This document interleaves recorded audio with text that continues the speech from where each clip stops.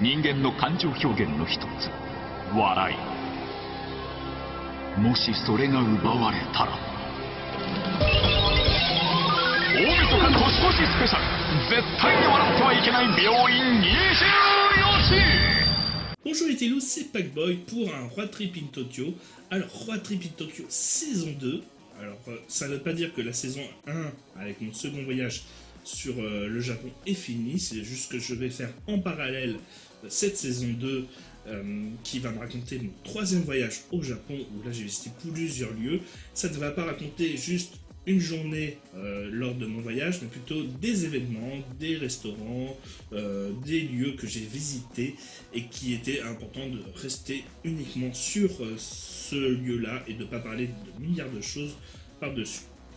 Vous allez voir que c'est un petit peu moins naturel, donc j'ai voulu en fait donner cette pression, vous allez voir que je ne vais jamais vous parler de face, pour donner cette impression un petit peu d'interview, donner une petite sorte d'interview un petit peu plus sympa, beaucoup plus rigolo, et vous allez voir que je lis plus ou moins mon texte pour éviter justement de perdre un événement qui m'aurait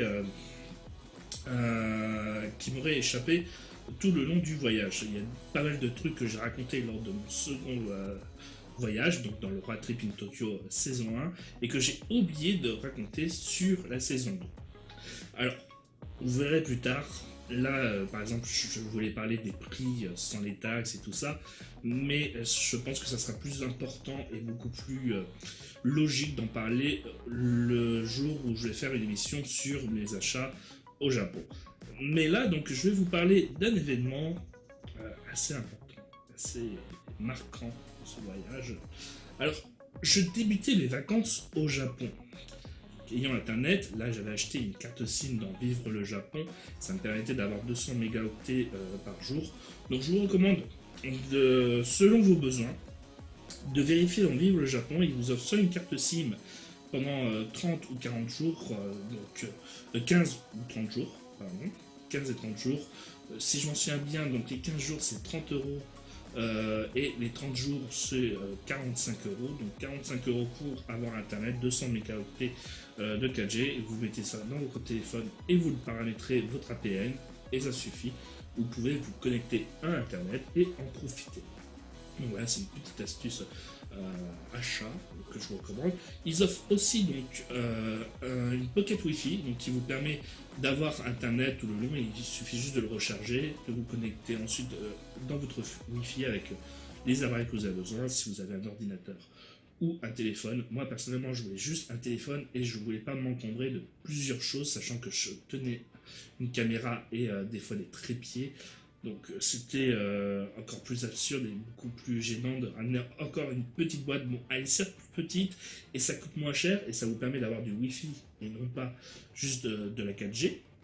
Mais je trouvais que c'était largement suffisant pour moi et j'avais peur que ça se casse au beau milieu de tous ces objets. Donc je balançais des infos sur mes vacances sur Facebook. Vous verrez que si vous êtes inscrit à ma chaîne Facebook Clash Nanar et sur mon Twitter Clash Nanar, je vous recommande.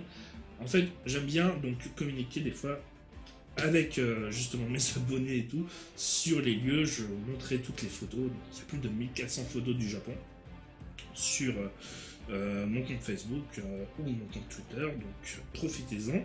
Ou même Instagram. J'ai maintenant Instagram.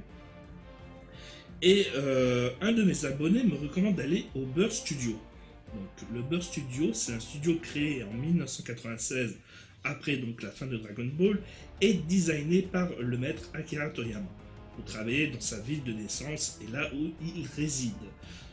Bon, cet abonné, c'est un fan hardcore de Toriyama, et j'avais un planning chargé, donc je me suis dit que cette adresse serait en plus pas facile d'accès, parce que bon, trouver le lieu de travail de Toriyama, tout le monde dirait si c'était facile d'accès, et je me suis dit que c'était impossible, donc je lui ai dit que cela m'étonnerait que j'y aille. Et ensuite, bon, je lui ai dit ça, mais par curiosité, je suis allé chercher en tapant sur internet et tout.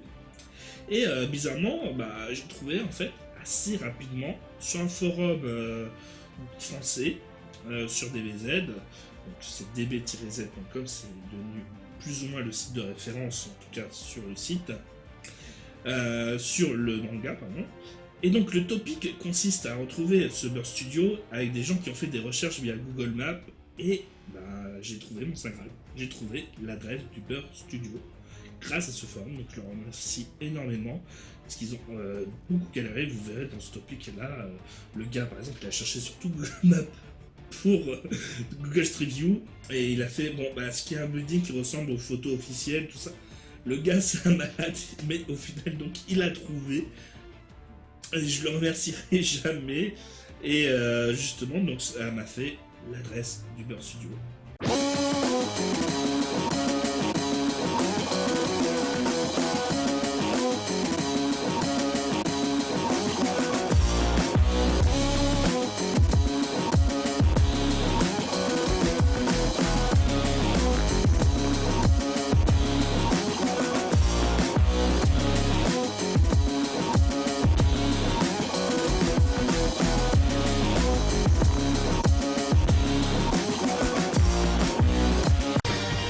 この番組はご覧のスポンサーの提供でお送りします。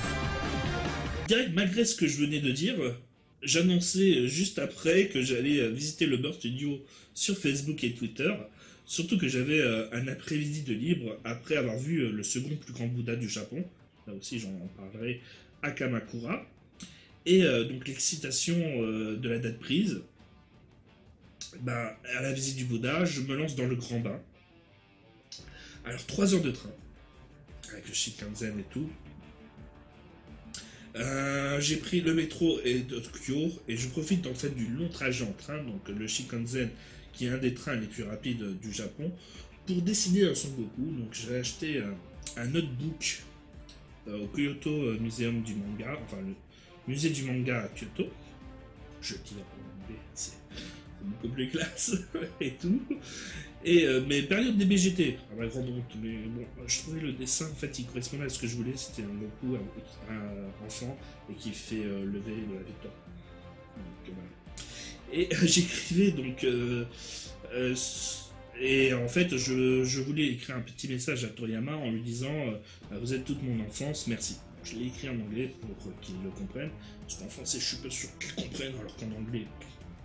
Bon, je suis pas sûr qu'ils comprennent non plus, mais il y a plus de chance, puisque voilà, l'anglais ça reste une langue internationale.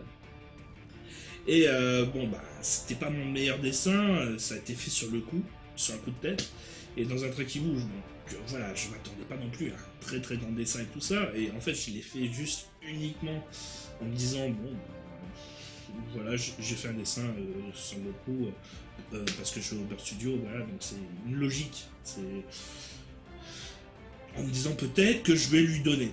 Je me dis, ouais, voilà, dans ma tête, déjà dans le train, je m'invente pas mal de trucs dans ma tête en me disant, bon, je vais peut-être rencontrer la fille de Toriyama, on va tomber amoureux, je vais devenir le fils de Toriyama. Il y avait des trucs dans ma tête, ça partait dans tous les sens, j'étais complètement comme un fou. Et donc j'avais chopé et acheté du matériel de dessin donc, dans le musée de Kyoto. Et voilà, je me suis pris juste à dessiner et à imaginer que ça allait devenir complètement fou dans ma tête en allant justement au Burst Studio. J'arrive enfin à ma destination finale et plutôt que prendre le GPS pour les 20 minutes de marche, puisqu'il y avait 20 minutes de marche, et pour appeler plus vite, car j'étais...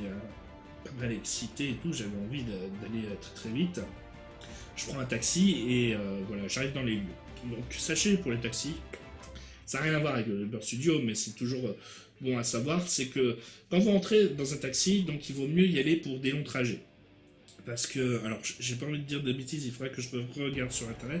Et donc vous avez une entrée qui coûte 740 yens, donc 6 euros, 6,50 €, un truc comme ça. Ou 7 €, je ne sais plus. Et donc, ces 740 yens d'entrée vous permet de faire, je ne sais plus combien, c'est là où j'ai un doute, c'est, je crois, 1 km. Donc, vous pouvez faire 1 km tranquille en voiture sans qu'il y ait d'augmentation de prix. Donc, il vaut mieux y aller si vous préférez avec un long trajet, parce que si vous faites un petit trajet de 5 minutes, bon, voilà, ça vaut pas le coup, puisque derrière, vous allez payer 740 yens au lieu de payer Un petit peu moins. Et après, ensuite, donc c'est par rapport au nombre de kilomètres et non pas par rapport au nombre de temps, contrairement à chez nous. Ce qui fait que justement, donc, même si vous êtes dans les embouteillages, voilà, vous ne serez pas surtaxé. C'est vraiment le nombre de kilomètres qui sont importants dans un taxi. Et donc au final, ça revient toujours cher. Ça reste un taxi, mais ça revient moins cher, je trouve, que ce que nous avons en France. Et donc un parking de voitures et devant moi l'immeuble designé par Toriyama. Une putain de grosse exclue rien que pour ma chaîne. Je crois que sur le YouTube français, le YouTube Game français, je suis le seul à vous proposer ça. Le Burst Studio d'Akira Toriyama. Allez hop. Putain, c'est là où il est actuellement peut-être et qu'il travaille dessus. C'est peut-être une de ces voitures là. Et tout, et ça fait grave plaisir. J'hésite.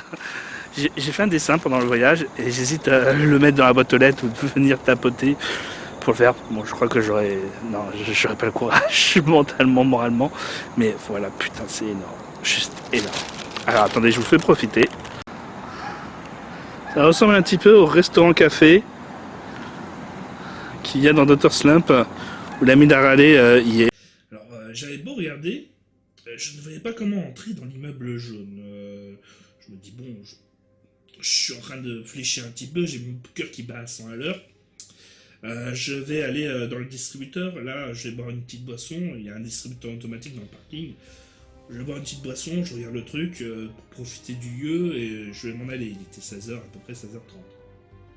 Je regarde autour de moi en plus, donc je dis c'est un immeuble devanture qui est assez haute et l'immeuble jaune qui est vraiment très très haut et donc et il n'y a pas de porte d'entrée en fait, vraiment à tout casser tout là-haut il y a des fenêtres mais tu vois pas de porte d'entrée, donc dans l'immeuble designé par Toriyama il n'y a rien pour entrer, c'est vraiment tu dis comment il fait pour, enfin c'est ça paraît un petit peu bizarre, enfin bon voilà, bon bah je vais pas pouvoir donner mon dessin, bon bah dommage, et, bon de toute façon voilà le fait d'y être là, voilà, j'étais là devant et je faisais Facebook et Twitter justement donc pour dire waouh attention regardez, c'était pour me donner encore un petit peu plus d'énergie, de courage que je tweetais sur Facebook et tout ça parce que bah, il y avait quelqu'un qui dans mes amis justement qui me disait bon bah c'est bien que tu l'aies pas vu au final parce que je pense que tu serais tombé dans les pommes et je pense qu'il avait raison. Je pense que sur le coup là sur le moment je me voyais vraiment pas voir Toriyama et sans pisser sur moi, c'est carrément ça, tu vois. J'étais dans une sorte de malaise, sorte de pousser, mais en même temps, bah, j'avais pas envie de quitter le lieu parce que j'avais peur de manquer quelque chose. Donc c'était assez ambigu à l'intérieur de ma tête. Et donc voilà, bah, poussé par la curiosité et surtout l'envie de faire finalement de laisser finalement une trace de ma visite, je continue de visiter les lieux et en fait je remarque que l'immeuble qui est juste collé derrière, bah, il fait aussi partie du Burst Studio et c'est là où je vais voir en fait la porte d'entrée avec marqué Burst Studio 96 Akira Toriyama et proposant l'entrée et même bah, la boîte aux lettres. Et c'est là, je vois les grosses boîtes aux lettres et tout et bah là je me dis bon, bah, mon excitation redouble d'intensité, là c'est carrément, donc je peux appuyer sur la sonnette, je peux leur demander d'ouvrir, bon, je suis carrément à bout de soupe, donc pour moi, je me dis non c'est pas possible, j'ai pas envie de l'emmerder et tout, et là, en plus, il y a quelque chose, je continue d'attiser les gens avec des premières photos du Burst Studio sur Facebook et Twitter, donc les gens en plus me répondent derrière. Et donc ça me donne encore plus de courage et de folie, c'est carrément... Avec le retour de mes abonnés, et de mes Twitter et sur mes photos et les commentaires, je remarque à quel point en fait ce que je suis en train de faire, c'est carrément fabuleux et complètement dingue. Et derrière, donc, bah, je vois la porte qui s'ouvre. La porte qui s'ouvre, et c'est un homme de ménage. Non, c'est pas Akira Toriyama, c'est. Je suis désolé, je détruis le mythe, mais non, c'était un homme de ménage. Et tu vois devant l'entrée, donc tu vois un buste de Batman et de C3PO, et un masque pardon, de Stormtrooper. Et je me dis, bon, putain, je savais que Toriyama c'était un gros geek de Star Wars, surtout la première trilogie, il le montre énormément dans ses mangas, dans Wonderful Island entre autres, il en avait fait une parodie, et voilà, et je savais pas qu'il était fan de Batman, je savais que Katsura, qui est un de ses grands amis, donc Katsura c'est l'auteur de Ice, lui aussi était un grand fan de Batman, et donc, en fait, je comprenais pourquoi en fait ils restent des heures à parler entre eux, c'est qu'ils avaient en fait les mêmes goûts. Voilà. Et donc, Batman, c'était pas mal une surprise. Et voilà, je me retrouve avec l'excitation qui est maximale. Et si j'étais un grand bourrin, ce qui n'est pas mon cas, j'aurais forcé pour entrer vu qu'il avait laissé la porte ouverte, l'homme de ménage. Sachant qu'il y avait aussi son patron qui était juste derrière, et je tremblais d'excitation. Je me sentais si proche d'une de mes idoles de mon enfance, parce que derrière, tu vois, peut-être un gratte de la main, tu sais pas. Tu sais pas où il était. Ça se trouve, il était là, ça se trouve, il était pas là. Et voilà, et j'avoue que j'arrivais. Je pouvais plus réfléchir sereinement. C'est là où Facebook, Twitter m'a apaisé un petit peu, en laissant justement des statuts pour récolter des avis. Et me disant que déjà c'était génial ce que j'avais fait, juste que j'étais devant, et que bon, voilà, comme je t'ai dit, je tomberais certainement dans les pommes en le voyant. Donc derrière, voilà, c'était déjà, on va dire, une grande source d'excitation, mais c'était déjà donc une grande avancée d'être justement là où se trouvait justement le maître, Akira Toriyama. Donc c'est là où il a construit beaucoup d'œuvres. Mais derrière, en fait, je trouvais que j'étais pas encore satisfait. Donc, je m'en vais voir l'homme de ménage et je me dis, bon, en fait, je lui demande comment est le maître, s'il l'a déjà rencontré et tout ça. Bon, pas de bol, il ne savait pas parler anglais, donc il n'a pas pu me répondre, il ne comprenait rien à ce que je disais. Et son patron arrive, beaucoup plus sévère, beaucoup plus méchant, et donc il lui fait comprendre d'arrêter de causer avec moi et de continuer son travail. Et derrière, t'as le chien d'en face, de la maison voisine, qui arrête pas d'aboyer depuis le début qu'il m'a vu. Donc ça rajoute un petit peu ce côté, j'ai l'impression d'être un étranger, d'être pas le bienvenu ici, et que je paraissais stalker, tout simplement. Donc, lui, bon, derrière, ça n'a pas arrangé mes situations. Mais derrière, il y a encore cette idée que j'ai pas envie de partir comme ça. J'ai l'impression de ne pas avoir encore laissé assez ma trace. Et que je suis pas encore laissé aller à toutes les possibilités que je pouvais.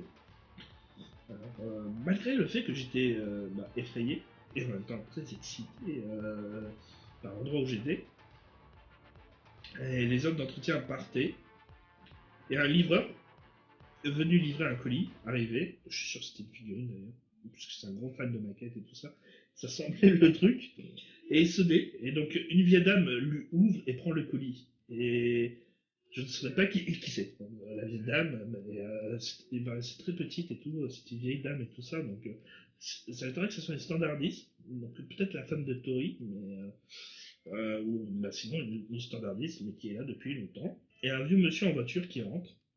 Donc le temps passant et l'excitation augmentant, j'avais besoin de plus. Et c'est là que je vais enfin laisser ma trace.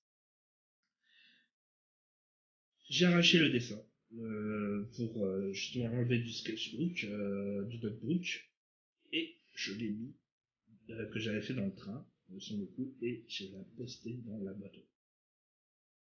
Donc en direct sur Facebook, Twitter, j'ai lancé la photo où je mettais justement le dessin dans la boîte aux lettres où je disais qu'il était toute mon enfance. D'un coup, là, je me suis dit, j'ai laissé une trace, là je me sens bien. J'ai fait quelque chose dans ce lieu culte. J'ai Et j'ai été confiant et je me suis donné à fond. Et j'essaie toujours de faire ressentir les émotions que j'ai vécues via mes abonnés et mes amis sur Facebook et Twitter. Et c'était un plaisir de communiquer avec eux au final, parce que justement ils m'ont aidé à me sentir mieux et à réaliser que j'avais laissé mon dessin à Toriyama dans sa boîte aux lettres. Donc c'est pas un style derrière, il va il va pas le voir, donc non, là il va le voir, puisque ça va pas passer par son éditeur, mais par lui directement. Et c'est là où j'ai encore du mal à y croire, quoi. C'est incroyable que, voilà, que derrière, il aura en main propre le dessin et que, voilà, on peut pas dire autant de tous les gens qui sont fans du type. C'est là où je me dis que j'ai fait quelque chose d'incroyable, quoi, et que j'étais content de moi. Donc, poussé par les félicitations sur Facebook, Twitter, là, j'ai commencé à me voir pousser des ailes. Et après quelques minutes, je sonnais carrément à la porte. Là, j'ai carrément sonné à la porte. Il y avait une caméra juste au-dessus, comme vous le constatez via les photos que je vais montrer. Et donc, bah voilà, je pense qu'ils m'ont vu, qu'ils se sont dit, bon, qui est ce type qui restait devant la porte, qui fait aboyer le chien derrière. Et en fait, donc, le fait d'avoir sonné à la porte, et le fait d'attendre pendant 5 minutes comme un con, c'est ça. Ça m'a justement enlevé mes ailes, et ça m'a fait rappeler la situation dans laquelle j'étais, et que je pouvais paraître inquiétant pour les personnes qui étaient à l'intérieur. En tout cas, voilà, je voulais carrément voir l'auteur. Après 5 minutes sans pause, la peur est revenue, et cela faisait déjà des heures que j'étais devant ce studio. Je crois qu'il était... j'avais dit que j'étais arrivé à 16h30, et donc à 18h30, je crois que j'ai sonné. Je suis resté des 2 heures devant le studio, dans ce parking, avec un chien me gueulant dessus depuis des heures. Donc, justement, j'ai repris conscience de ce que je pouvais représenter. Et sans réponse, que cela soit via l'interphone ou la porte, je réalisais que personne au final ne me répondait. Et c'est là, donc, malgré les quelques minutes à me balader encore un peu devant le studio, en ayant cette impression qu'il pouvait toujours encore arriver quelque chose, ce qui était affolant, c'est que donc j'ai décidé de quitter le Burst Studio, malgré que j'avais justement envie de rester, parce que je me suis dit qu'il pouvait toujours arriver quelque chose, mais je me suis dit qu'au final, que c'était peut-être trop, que j'en abusais, et cette fois-ci, donc, pour rester dans l'émotion, j'ai décidé de ne pas prendre un taxi cette fois-ci, de marcher. Il y avait une vingtaine de minutes de marche, c'est pas très très loin et tout ça par rapport à la gare, le métro. Même si j'ai mis 3 quarts d'heure au final parce que le GPS m'a raconté n'importe quoi. Mais je l'ai fait sans écouter de la musique ni rien parce que quand vous regardez un film qui vous a transporté ou une musique qui vous transporte, vous êtes un petit peu encore dans l'euphorie du moment. Et c'était un petit peu mon cas, j'étais vraiment encore dans l'euphorie du moment, je me suis dit peut-être que je vais encore rencontrer la fille de Toriyama. Ça se trouve, il n'y a même pas de fille de Toriyama, mais j'étais focalisé sur ça, je me suis dit, je veux devenir le beau-fils de Toriyama, je ne sais pas pourquoi. Et bon. Et voilà, et en fait, je voulais juste respirer le grand air et rester dans cette émotion justement que je venais de vivre et réfléchir à ce que je venais de vivre. Et si ça se trouve, à l'intérieur se trouvait l'auteur de mon enfance, juste à côté de moi, un artiste qui a construit une partie de l'homme que je suis aujourd'hui, et j'étais peut-être proche de lui. Et c'est ce frisson que m'a procuré ce souvenir qui était un plaisir inexplicable. Donc, de la magie, tout simplement. De la magie. Et je venais de m'offrir un souvenir inoubliable, en tout cas pour le Japon. C'était tout simplement incroyable. Je dirais merci à mes abonnés et à mes amis Facebook, Twitter de m'avoir poussé à aller plus loin quand j'étais plus ou moins pétrifié. En tout cas, c'était vraiment dans le cas. Et j'avais besoin d'avis, de soutien pour aller jusqu'au bout et ne rien regretter. Donc, ça m'a aidé à me pousser à aller un petit peu plus loin grâce à ça. Et c'était sûrement un de mes meilleurs moments sur mes 3 voyages au Japon, malgré que j'ai pas fait grand chose techniquement, mais c'est tellement symbolique, c'est tellement fou, j'arrive pas à trouver d'autres mots, que justement, donc,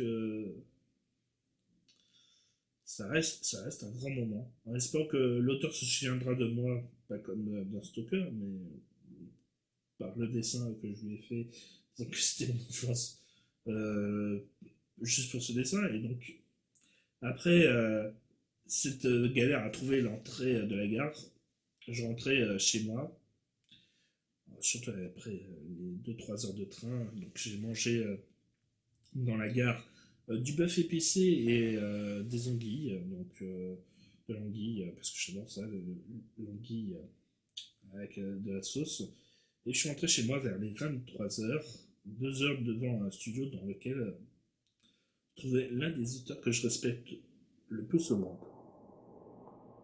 On va dire, ce n'était pas rien.